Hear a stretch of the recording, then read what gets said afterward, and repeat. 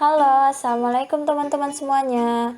Saya Putri Fadila, NIM A1D119054 dari mahasiswa PGSD Universitas Jambi.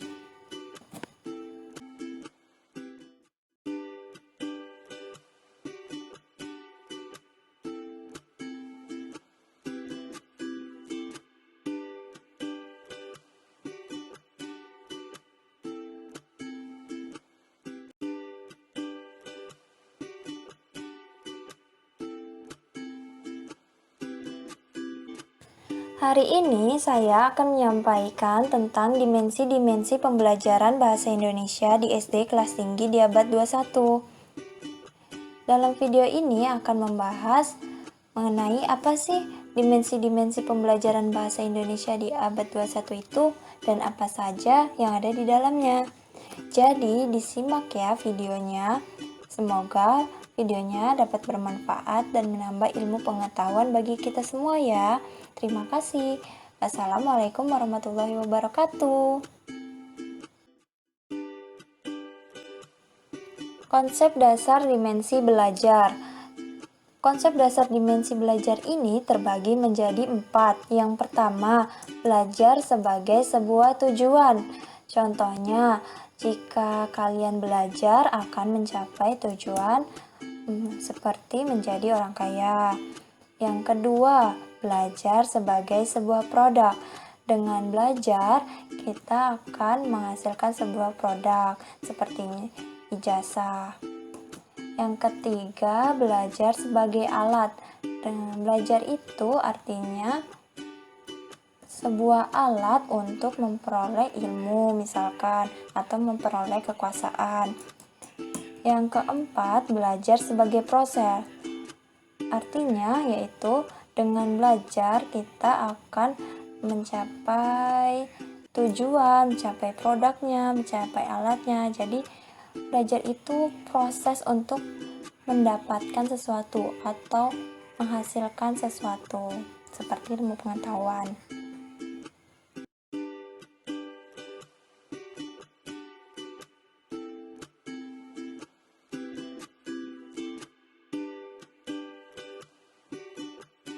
Tujuan pembelajaran berbasis dimensi belajar sebagai proses. Tujuan pertama yaitu pembelajaran dapat menjadi menyenangkan dan menginspirasi. Dengan begitu, murid atau siswa akan menjadi cerdas. Murid cerdas karena terbiasa dengan pendekatan saintifik. Pendekatan saintifik ini pendekatan yang mengarah kepada siswa menjadi aktif. Nah, dari ketiga tujuan tersebut merupakan suatu kebutuhan sumber daya manusia di abad 21 dan generasi Z.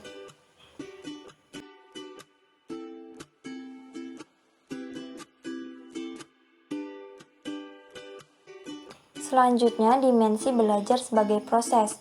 Dimensi belajar sebagai proses berpikir yaitu yang pertama, mengembangkan sikap dan persepsi positif.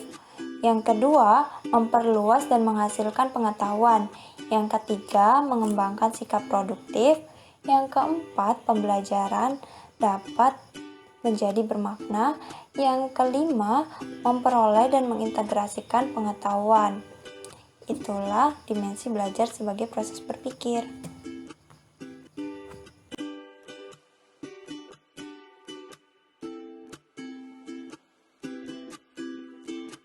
Belajar untuk memperoleh dan mengintegrasikan pengetahuan, artinya belajar sebagai proses interaksi yang tinggi antara pengetahuan yang sudah ada dan pengetahuan baru dalam membangun makna secara personal.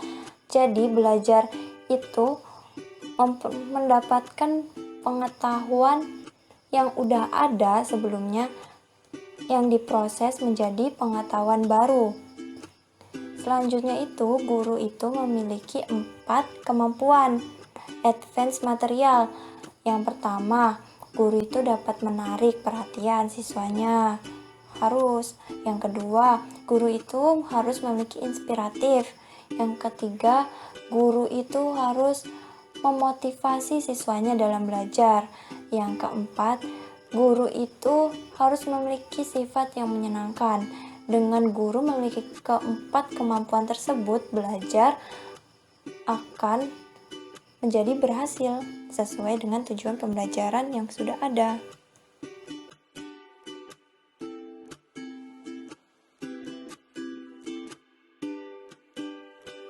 Belajar itu sebagai sarana mengembangkan sikap positif siswa. Sikap tersebut dapat dipengaruhi oleh kedua faktor. Yang pertama, faktor eksternal. Faktor eksternal ini sikap dan persepsi terhadap dua faktor. Yang pertama, iklim akademik atau iklim belajarnya. Yang kedua, tugas-tugas yang efektif. Selanjutnya, untuk faktor internal terbagi menjadi dua. Yang pertama, siswa itu merasa diterima oleh guru dan teman sekelasnya. Yang kedua, siswa itu dapat merasa nyaman dengan suasana fisik yang ada di kelas. Itulah faktor yang dapat mengembangkan sikap positif siswa dalam belajar.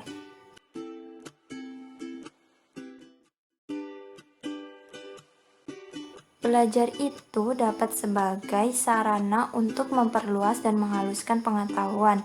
Adapun kegiatan yang dapat memperluas dan menghaluskan pengetahuan. Yang pertama ada comparing, yang artinya identifikasi dan artikulasi hal-hal atau benda-benda yang mirip dan berbeda. Yang kedua ada classifying, artinya memilah atau mengklasifikasikan benda ke dalam kategori berdasarkan atribut dasarnya. Yang ketiga ada inducing, yang artinya menyiapkan mental atau ada pendugaan prinsip-prinsip yang belum diketahui dari observasi atau analisis. Yang keempat ada analyzing error, yang artinya identifikasi dan artikulasi kesalahan di dalam pikiran sendiri maupun orang lain. Yang kelima ada constructing support, artinya pengkonstruksian sistem dukungan kebenaran atau bukti untuk suatu pernyataan yang tegas. Yang keenam ada abstracting, yang artinya identifikasi dan artikulasi tema penting atau pola umum suatu informasi. Yang terakhir, ketujuh ada analyzing personal, yaitu identifikasi dan artikulasi perspektif personal tentang berbagai macam isu pengetahuan yang ada.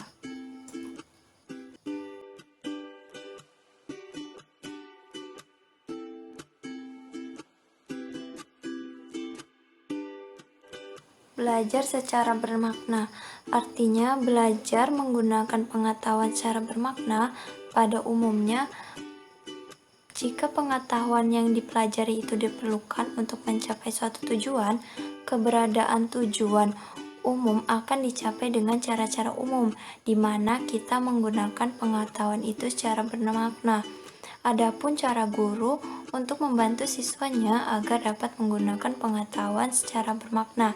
Yang pertama ada making decision, yaitu suatu proses menjawab pertanyaan seperti apa cara yang paling baik untuk atau mana yang paling cocok untuk.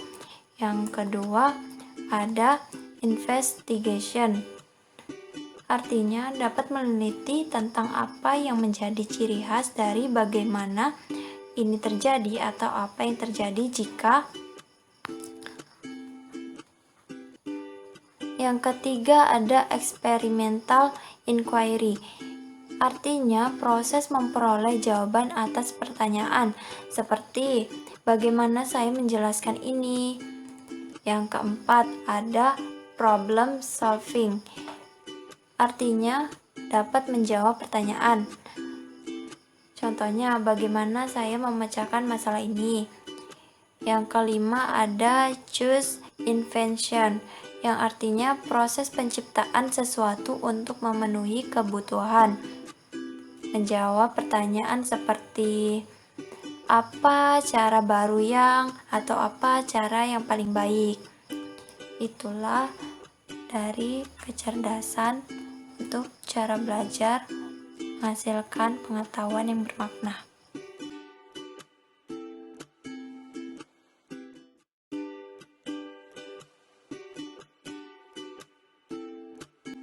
Mengembangkan sikap produktif sebagai perwujudan kompetensi abad 21. Artinya, dimensi ini dapat menumbuhkan kebiasaan mental untuk dapat berpikir secara produktif yang ditandai dengan 6 kompetensi abad 21. Yang pertama ada critical thinking and learning yang dapat dicirikan oleh tindakan yang cermat, jelas, terbuka, bisa mengendalikan diri, sensitif terhadap tingkat pengetahuan. Yang kedua ada creative thinking and learning yang ditandai oleh semangat tinggi, berusaha sebatas kemampuan, percaya diri, teguh, dan menciptakan hal-hal atau cara-cara baru. Yang ketiga ada self-regulate thinking and learning, yang artinya kebiasaan mengetahui apa yang sedang dipikirannya, tindakan yang terencana, mengetahui sumber-sumber yang penting, sensitif terhadap umpan balik, dan evaluatif terhadap keefektifan tindakan. Selanjutnya itu collaboration, yang artinya pada proses pembelajaran guru hendak menciptakan situasi di mana siswa dapat belajar bersama-sama atau berkelompok sehingga akan tercipta suasana yang demokratis. Selanjutnya yaitu communication, yang artinya pembelajaran yang dilaksanakan oleh guru dan siswa harus terjadi komunikasi multi arah di mana terjadi komunikasi timbal balik antara guru dengan siswa, siswa dengan guru maupun antar sesama siswa. Yang terakhir ada cultural sensitiveness, yang artinya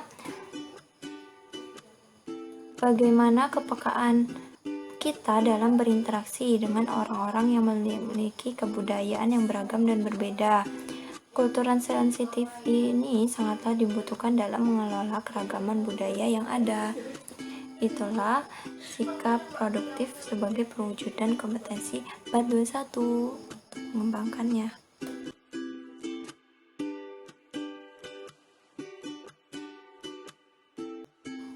Ada 3 elemen pembelajaran modern. Yang pertama, kompetensi abad 21.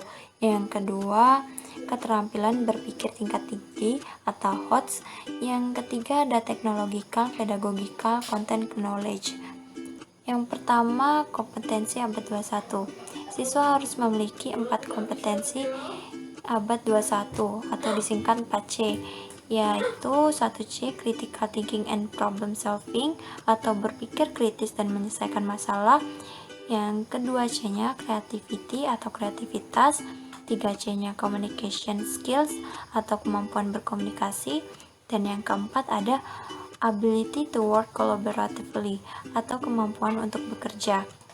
Selanjutnya ada HOTS, keterampilan berpikir tingkat tinggi, merupakan kemampuan berpikir untuk menerapkan pengelolaan dalam kegiatan mengingat, menyatakan kembali, atau merujuk sesuatu.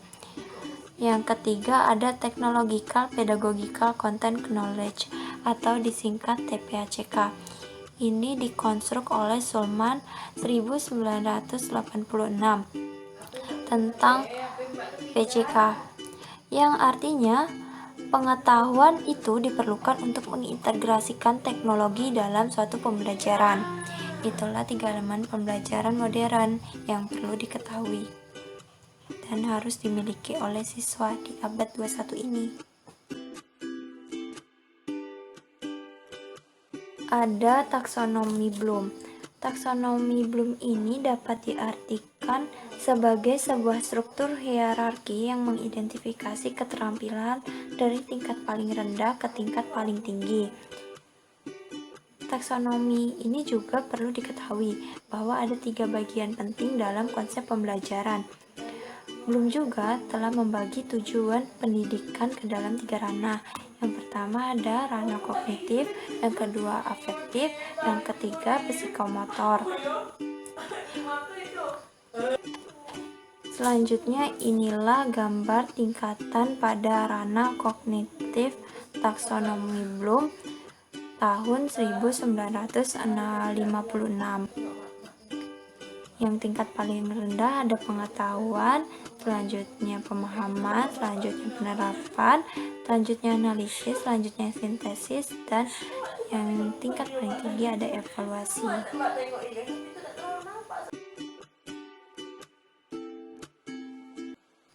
Adapun perubahan dalam taksonomi ranah kognitif di tahun 1990 dan 2001 oleh Lorin W. Anderson. Perubahan tersebut ada 3 yang menghasilkan urutan yang baru namun tetap efektif untuk ditetapkan dalam proses pembelajaran. Berikut gambar bentuk revisi dan penjelasannya. Yang pertama ada mengingat. Mengingat itu tahap mengingat untuk mendapatkan kembali ilmu atau informasi yang sebelum sudah pernah didapatkan. Yang kedua, memahami.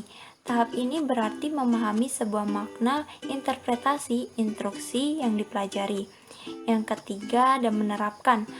Tingkat berikutnya adalah menerapkan. Pada tahap ini, seseorang bisa menerapkan apa yang sudah dipelajari dalam kehidupan yang nyata. Tahap selanjutnya yaitu menelaah. Yang keempat, pada tahap ini seseorang bisa memisahkan antara materi ke dalam bagian-bagian yang mudah untuk dipahami. Yang kelima, ada tahap mengevaluasi. Pada tahap ini seseorang bisa membuat penilaian mengenai sebuah ide maupun materi. Yang terakhir ada tahap membuat atau menciptakan.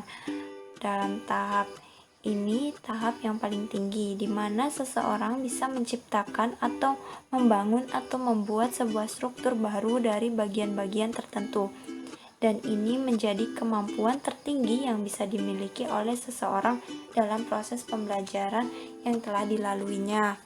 Itulah taksonomi kognitif yang telah diperbarui dari sebelumnya.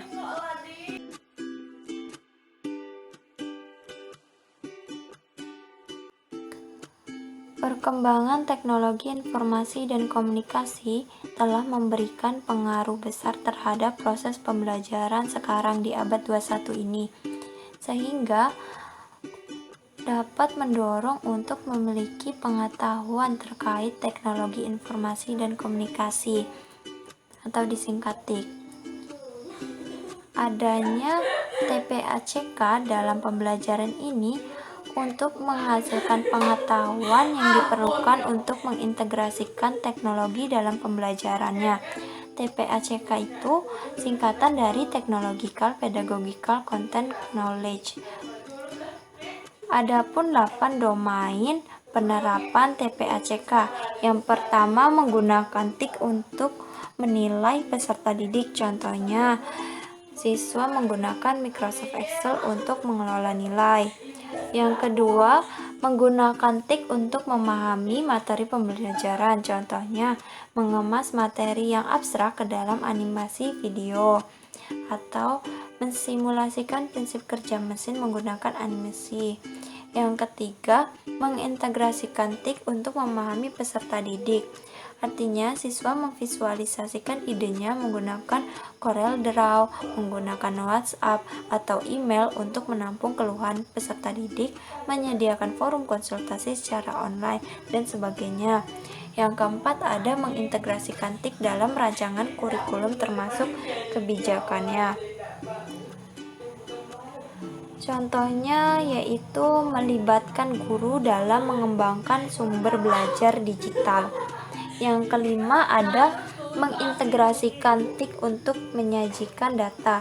Contohnya menggunakan TIK untuk menyajikan data akademik, data hidup peserta didik, data mutasi peserta didik, membuat grafik, dan sebagainya.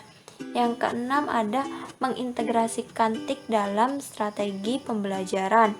Dapat dicontohkan mengembangkan pembelajaran berbasis web, mengelola forum, diskusi online, melaksanakan telekonferensi menggunakan video pembelajaran untuk memotivasi peserta didik, dan sebagainya. Ada yang ketujuh, menerapkan TIK untuk pengelolaan pembelajaran.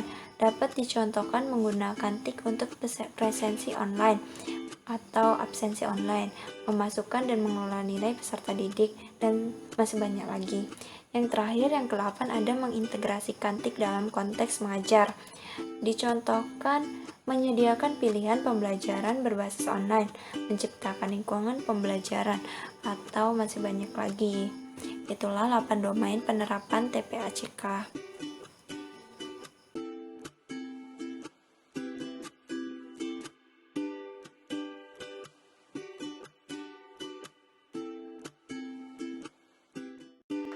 Terima kasih semuanya yang telah menyimak dan menonton video pembelajaran ini.